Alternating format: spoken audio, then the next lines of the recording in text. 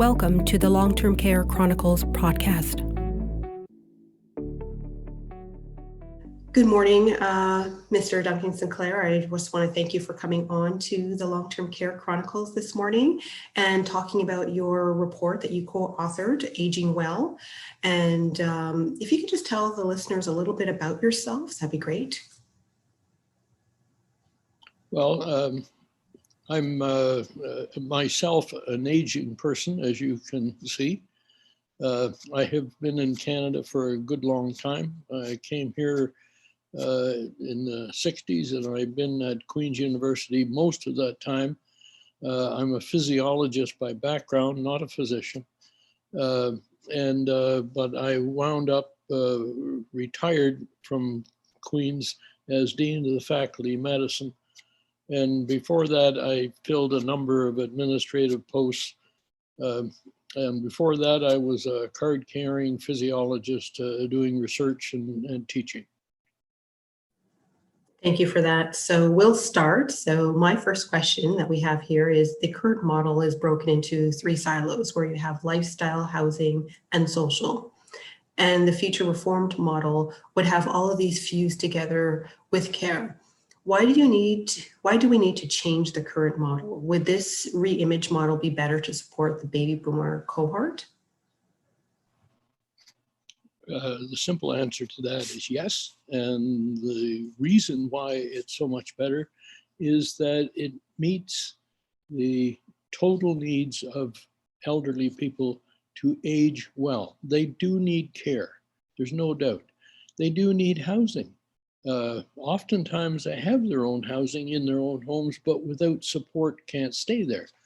They need socialization, and they need to continue with their healthy activities of their lifestyles, including exercise. And all of those things go together to make them healthy, to allow them to continue to be healthy, and particularly to be happy. Definitely, I couldn't agree more. So the next question we have here is the current approach in long-term care as defined is as the silo approach warehouse model, which is currently not affordable. Would you be able to explain why this is so?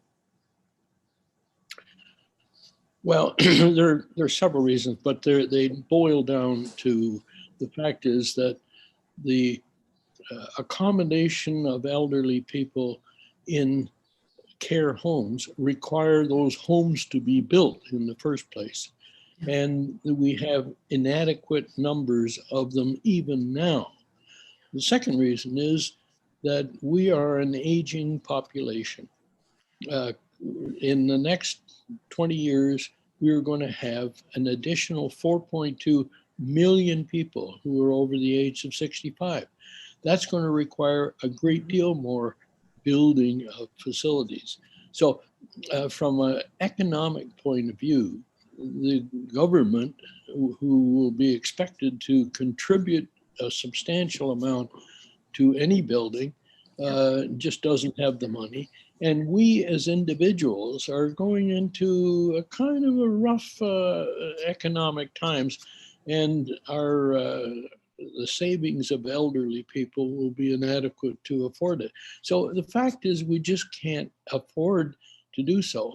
Plus, the more compelling reason is that the accommodation to people in care homes is far more expensive than the alternatives. And it doesn't make any sense to spend all that money when A, we don't have to, but particularly B, when people would be happier in those alternatives than they are in care homes. So you add all that together, and it doesn't make a lot of sense to continue with our current policy.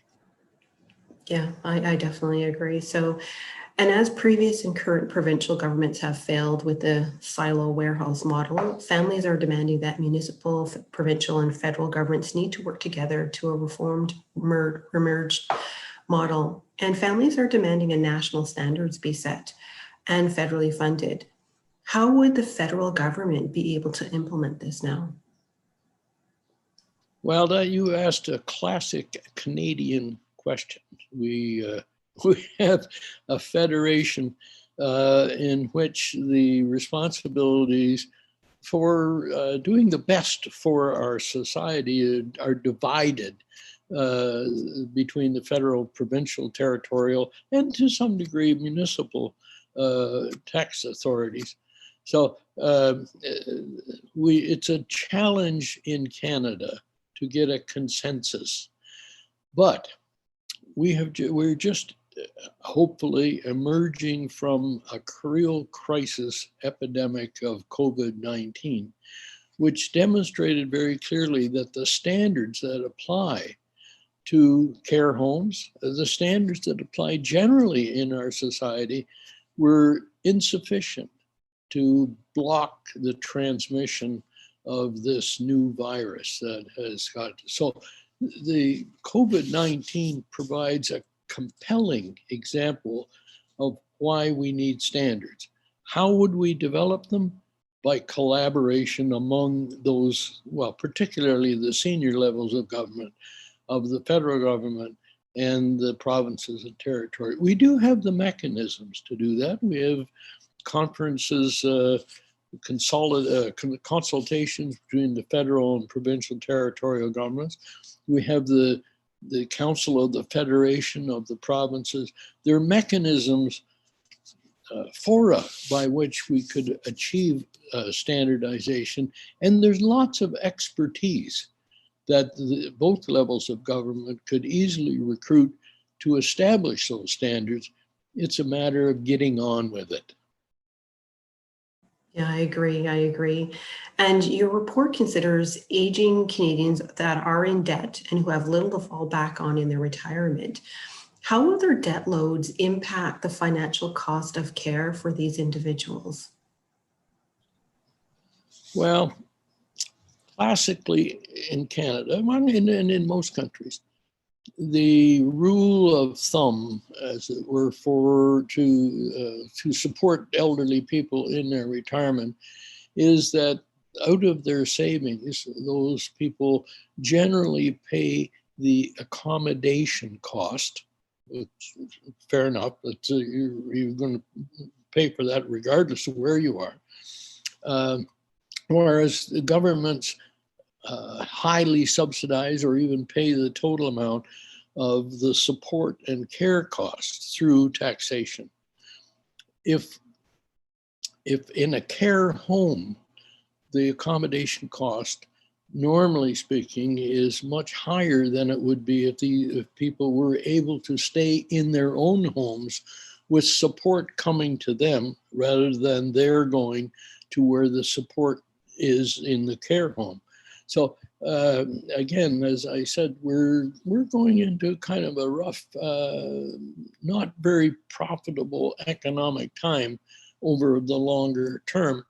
And it makes a lot of sense to ensure that people who will have to pay their accommodation costs in general do so in the most cost-effective way possible. And that is in their own homes or in the alternatives in which they prefer to live, like communal homes. Yes. These kinds of things. Okay. And then for the baby boomer cohort that you mentioned before, and of course, future generations, can you explain why we can no longer afford the silo warehouse model? Could you please speak to the main points that you brought up in your report for our listeners? The baby boomer generation, they started right after the war and continued up till 1965. It's the largest generation, really, of individuals that we have ever seen as a lump. The baby boomers have dominated our society and several others as well. As they grew up, they demanded things as children, they demanded other things as teenagers and so on, and will continue to do so as they age. It's like, it's not a very good metaphor, but it's like the lump in the snake that ate a great big animal and it's passing through.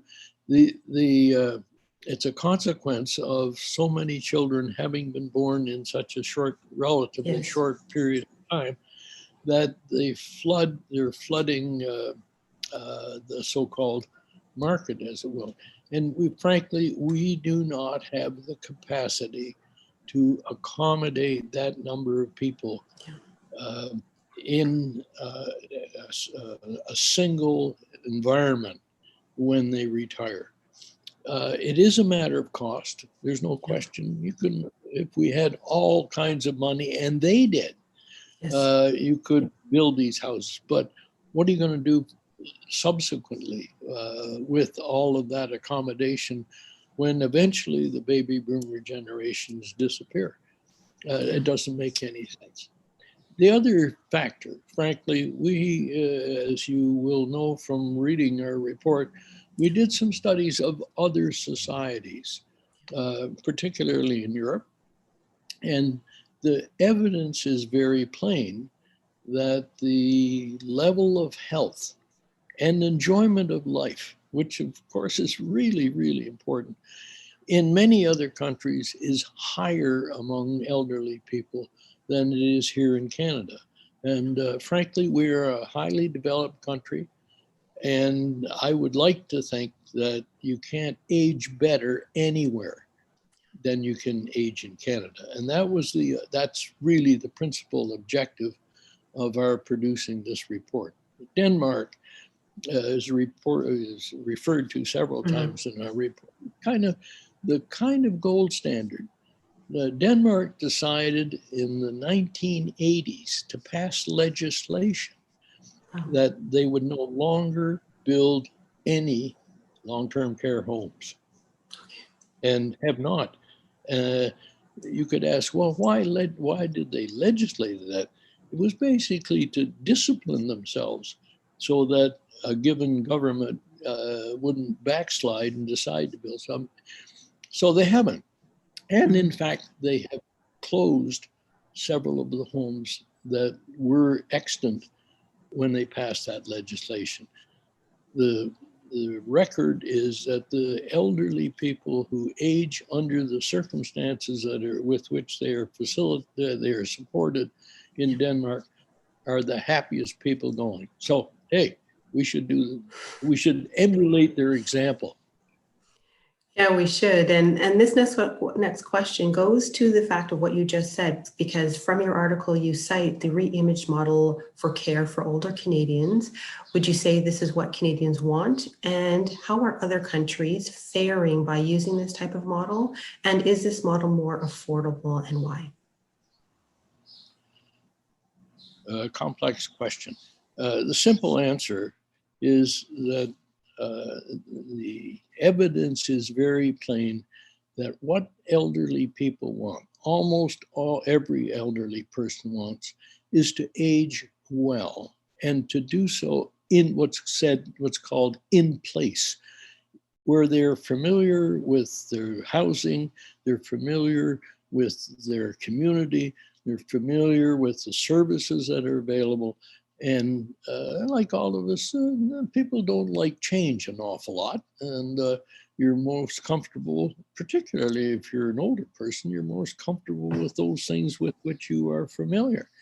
And that's exactly what we're attempting to emulate. And research, when you say, is that what people want? The answer is very plain, yes. Yes. Very few people really want to go into a care home. There will come a time when they have to. There's nothing wrong with care homes, except that as we use them in Canada, we accommodate more people that don't need really to be there, and with the appropriate support. And I use the word support rather than care, because as we said at the opening of this interview, the support requires housing, and requires support of their social lives and recreation, all of those things around the physical care, which they need as well. But all of that, the great majority of that can be provided to elderly people who are aging in place in their own homes or in the homes of their children, in the mini house that's attached to the home of their children, or in what are called NORCs. It's an awful term, naturally occurring retirement communities, where elderly people congregate together in the community because there they can get the range of supports from their neighbors and from their friends and from their families and from the society in which they live. So there are a wide variety of alternatives that are available, some of which are being developed here in Canada. Don and I have some colleagues who have studied the effect of a particular community here in Kingston. And given the opportunity to leave that retirement community for a care home, nobody has taken that opportunity up. They preferred to live as independently as possible in what's called Oasis, which is an apartment building, the owner of which has dedicated part of the facility to a common space so that the people who live there have a few communal meals every once in a while. They've got a coordinator who lives in the building to facilitate their activities. Anyway, there are a variety of alternatives that have been proven by virtue of close study to be preferable to a care home. Thank you for that, because the next question kind of further expands on that, indicating that seniors want a variety of housing options between their homes and long-term care. And if you could be able to expand maybe on that Oasis, like what is available now, and do you think that that should be the norm going forward? Well, I do, yes, and Don and I both do, as the report makes that very clear. Relative to other countries, we put we put a lot of our resources into care homes and very little into the provision of support in an individual's home. It's through home care, through Meals on Wheels, through respite programs, all of those common supports. I have it's not a good story, but it's a favorite story of a friend of mine who is elderly, same as I, who I encountered in a drugstore. We were filling our prescriptions, and I hadn't seen her in a long time. And I said, where are you? And she told me that she had sold her home. Her husband had died. She sold their home reluctantly and had gone into not a care home, but a retirement community. And I said, Allie, how are you doing? She said, I'm warm, I'm dry, the meals are okay, but it isn't home. And that has stuck with me, being at home. And that seems to me the most important thing to satisfy a generation of people who have been very productive, lived in Canada all their lives, deserve the support so that they can stay at home as long as they possibly can. And that's what that report's all about. Definitely. And I think, as I said, this next question is very similar to what you just indicated, that many valuable supports could be delivered through community services. And why do you think this is valuable? I know you probably, as I said, mentioned this already in the last question and answer, but if you can just kind of expand on that. Well, let's think about what it takes to provide the support that we're talking about. And let me be very plain. In a care home, basically they're organized such that to make the care of the individuals in there efficient, and that needs to be done. So you've got people aggregated where the care and support is. It's very clear that COVID has made it very clear we need to beef all that up in the care homes. More people, better educated people, better managed people. That organization, beefed up organization, could easily be transferred to the community support. A little less efficiently, no doubt, because the support givers and caregivers have to travel from one place to another. But if they're aggregated to some degree in cities where most of us live, that's not a big problem.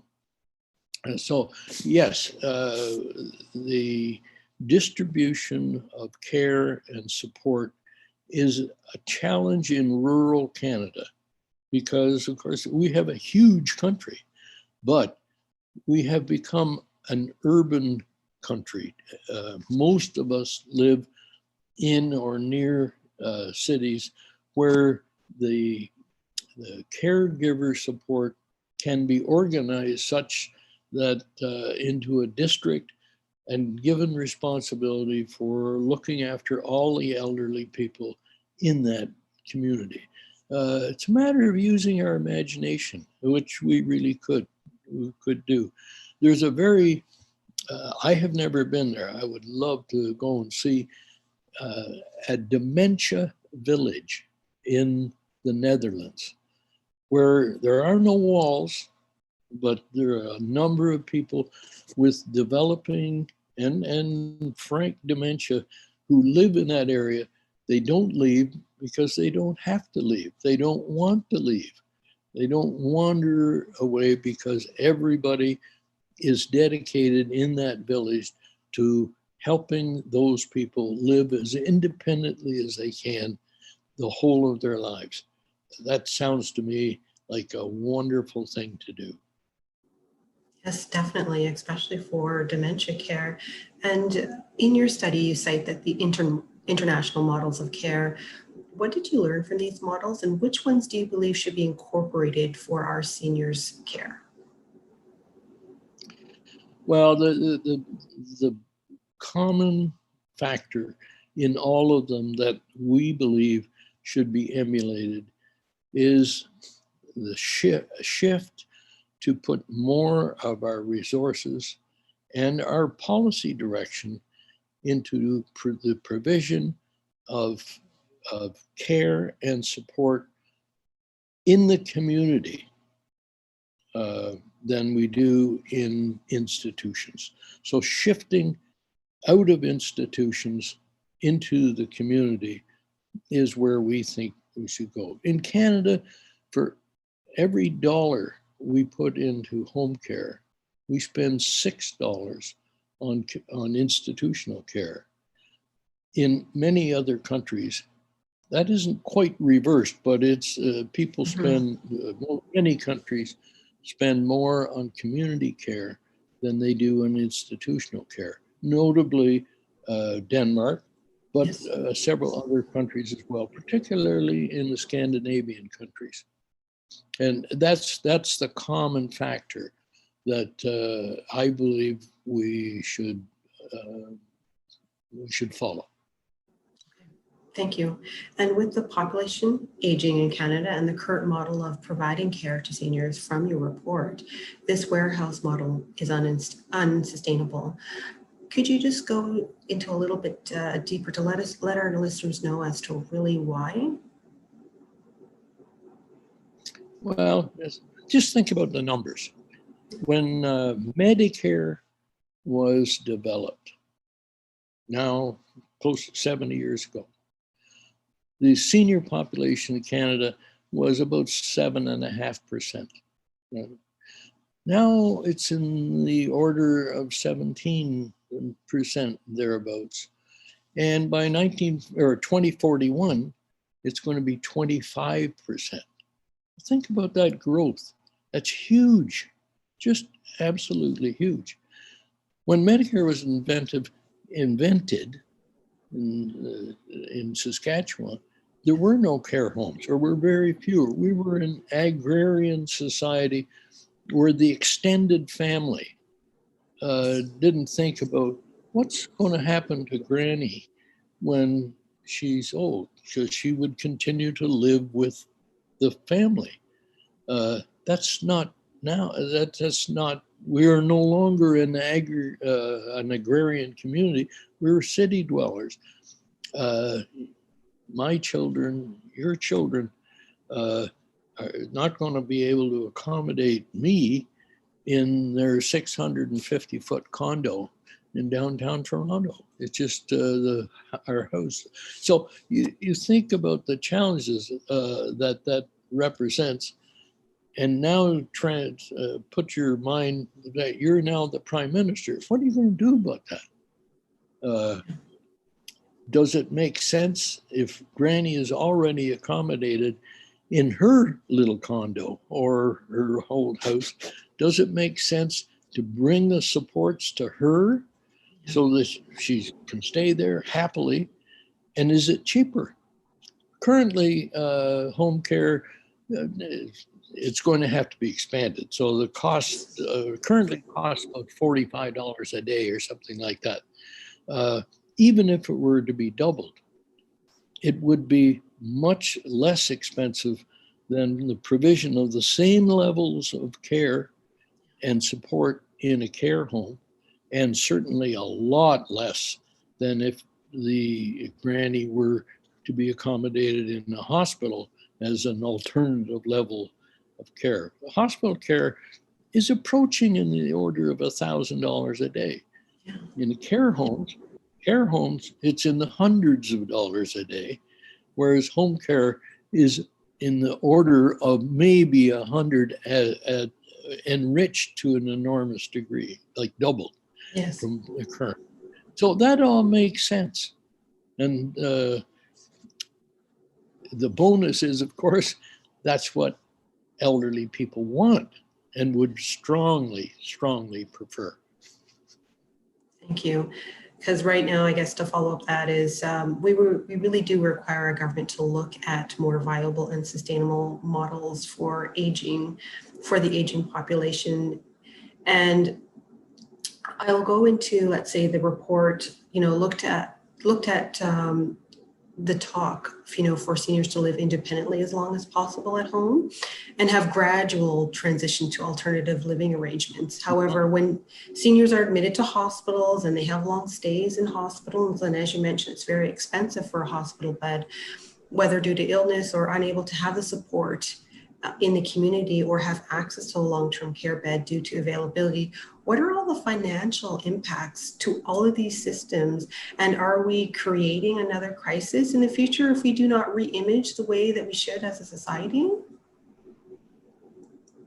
Well, the simple answer to that is yes, no question.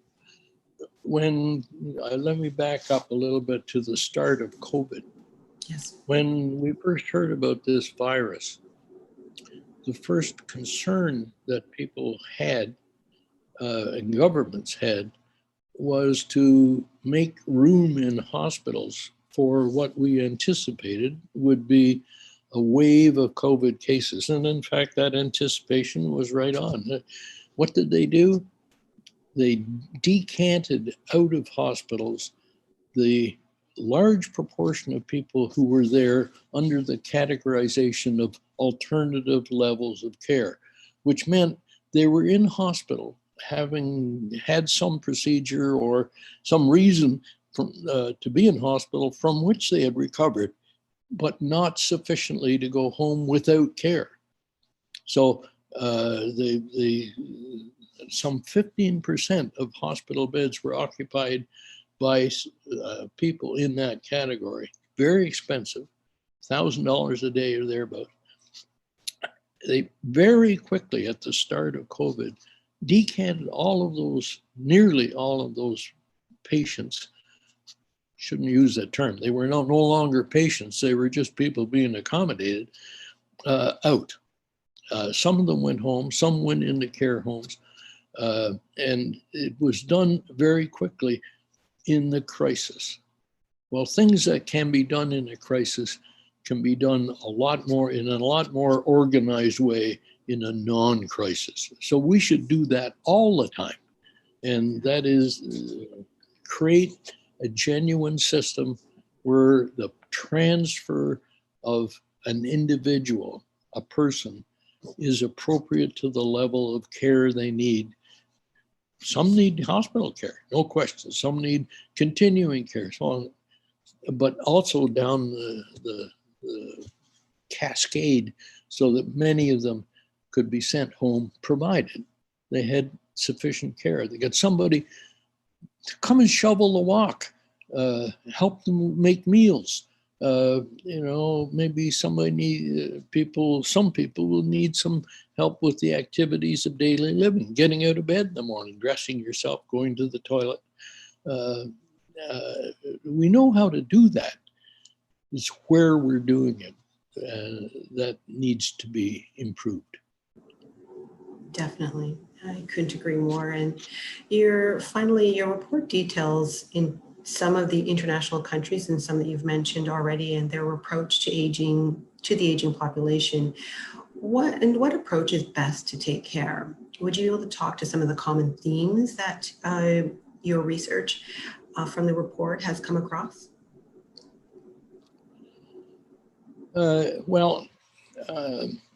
Aging is a relatively slow process that people who are entirely independent come at a point, like my friend in the drugstore, where she could no longer really maintain her house without help in the manner, or maintain herself in the manner that she felt responsible.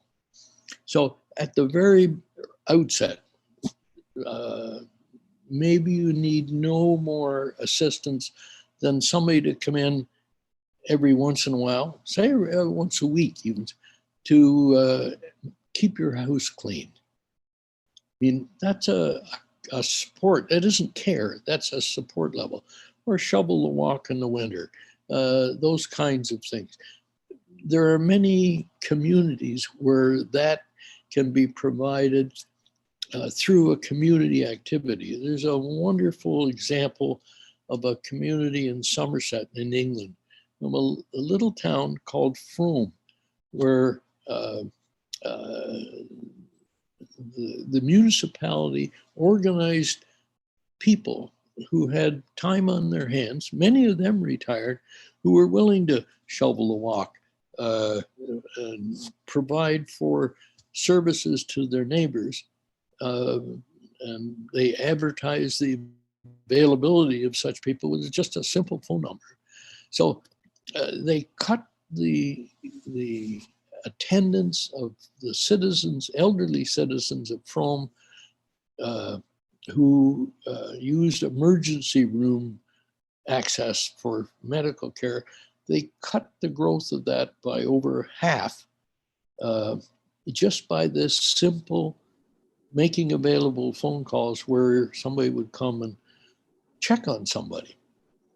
Now, gradually over time, as we get older, we get subject to greater and greater incidence of chronic disease, arthritis, shortness of breath, COPD, there are many things. One would like to be healthy right to the end, but yes, we do have. Anyway, you can develop a cascade. So stay in your house with support as long as you can.